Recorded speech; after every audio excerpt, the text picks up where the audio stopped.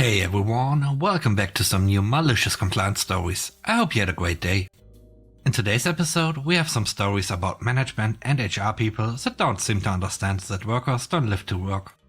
The first story is called Compliance with a New HR Manager. Years ago, I worked for an awesome company that understood workplace culture and fun was a huge part of keeping employees happy and productive. In our office, people would often cycle to work and therefore needed to shower and get ready at work. That meant that sometimes they didn't get to their desk until after 9 AM.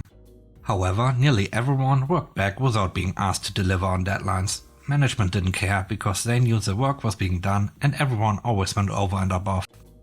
Enter a new HR manager. We had never really had one before, but were growing, so needed one. Within her first few weeks, she sent out an email saying that everyone needed to be seated and ready to go at 9 AM. And that we needed to stop having social chats and getting ready at work, or if we did, do it earlier. She never acknowledged the fact that everyone put in unpaid overtime.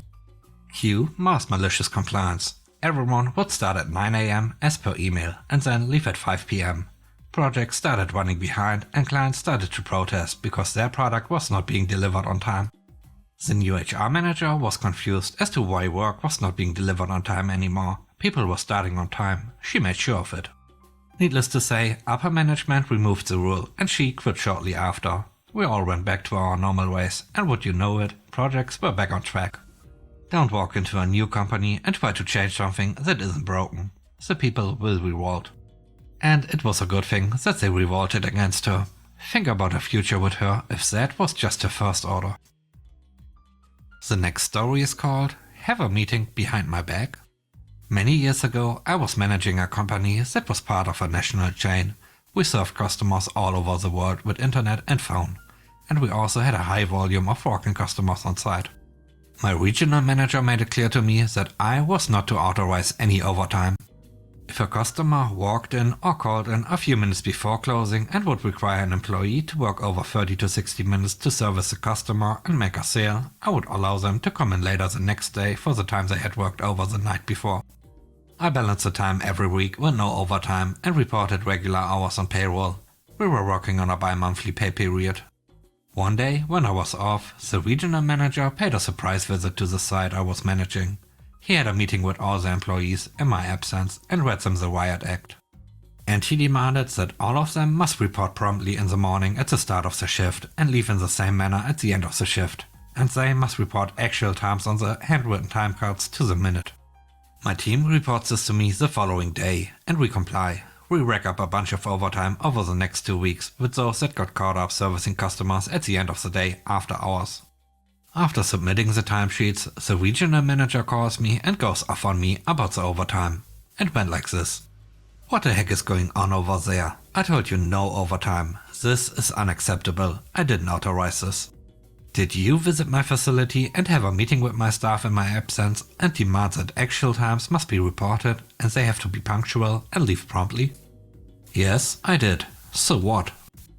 I have been managing this by allowing people to work late and come in late to eliminate overtime and make sales. We close at 5, but we accept a sales rep to answer the phone at 4:59, work with the customer and make a sale. If a customer walks in at 4:59, we expect a sales rep to work with the customer and make a sale. This could take 15 minutes to an hour. I appreciate my staff doing this to service the customer, and we are now complying with your new rule to report actual times. You really shook up my staff on your last visit, and I cannot manage this anymore. Forget we had this conversation and go back to what you were doing. What did the regional manager think? That there is no overtime because he said so? Or did he expect the employees would work for free if a customer comes in?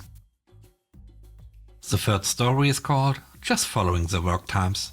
So at my first job I enjoyed the flexible work schedule, but because I was bored out of my mind I would do non-work things during work like everyone else in the department. But I was singled out together with one other coworker. We got told to work 9 to 5 instead of 8 to 4 as I did before, and boy, we did. We would show up at no later than 9 o'clock, even if we got there early, and would drop whatever we were doing at 5 PM exactly.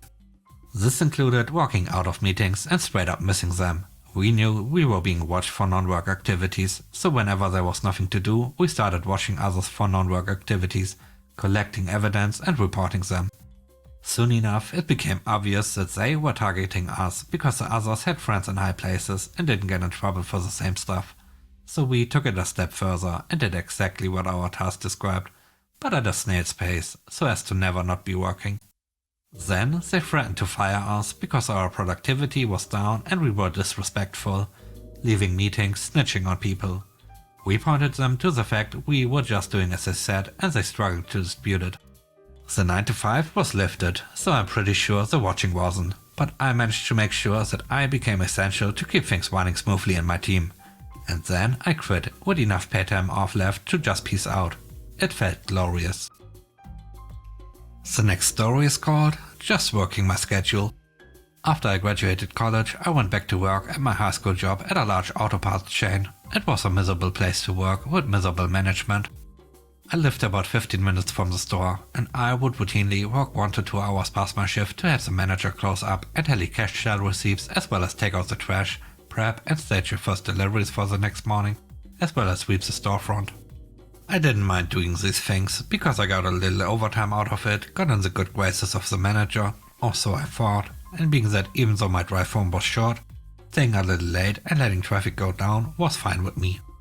One morning I walked in at about 9:07 when my shift was scheduled to start at 9. I didn't see what the big issue was since I had been staying late every day for months helping him close the store, but he apparently took issue with it that day. Which would have been fine if he said something along the lines of, "Hey, you are late and I know you worked long yesterday, but let's still get here on time." But that isn't what he said. He flew off the handle and went on about needing to work my schedule and we have schedules for a reason and you just need to be at work for the schedule that I made you.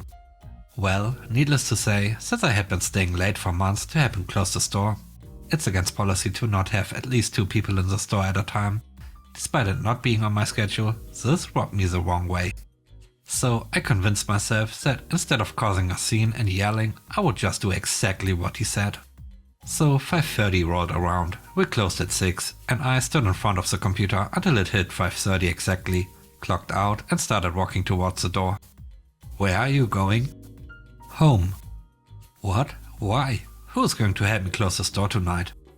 "I don't know, but you made it very clear I was to work my schedule, so I get off at 5:30, it's now 5:30 and I'm going home." And I walked out. The next morning I got there at 8:55 and just stood in front of the computer until it hit 9. Phone's ringing? Too bad, my shift hasn't started. Deliveries need to go out? Sorry, I'm not on the clock yet. I clocked in at 9 and then clocked out at 5:30. Same conversation as the day before about who was going to help him close. The third morning I walk in and he waits for me to clock in and then puts me aside to talk to me. "You know, I think we can overlook a few minutes in the morning if you stay and help me close."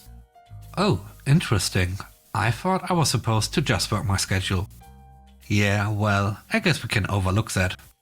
I had very few problems with this manager after that little exchange. The last story is called Shouldn't Expect Us to Be on Call in Our Free Time. Let me explain the dynamics of the job before I get into the malicious compliance. We were on call 24/7, but expected to work 80% productivity between the hours of 8 AM to 5 PM Monday to Friday. Some employees turned the company in for not giving us lunch breaks as required by law. Keep in mind, we all drove all over the place, many times hundreds of miles from home. None of us wanted to take a 60-minute lunch when it was more convenient to get fast food and eat while driving to the next call and shorten our day. So thanks to our snitch, we are now required to take our lunch. We started off by not taking lunches. We were padding our timesheets out an hour and faking we took one in the middle of the day. But we got caught doing that and we are told we had to stop and take 1 hour for lunch, even if it meant sitting in a fast food parking lot for an hour. But we quickly realized that the 1 hour not paid was full of work.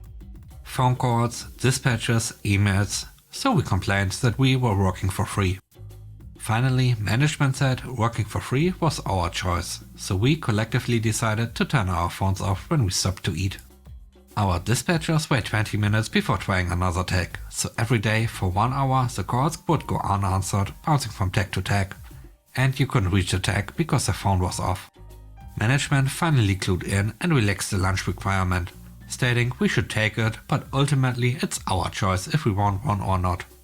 But we have to answer our phones because we are 24/7 on call. Some guys kept taking their lunch with their phones off as a big screw you, but most went back to eating and driving. Also, we didn't get on-call pay with that job if anyone was curious. Is it legal to have someone on call 24/7 but not pay them for that? Thanks for watching, I hope you have a great day. Bye bye.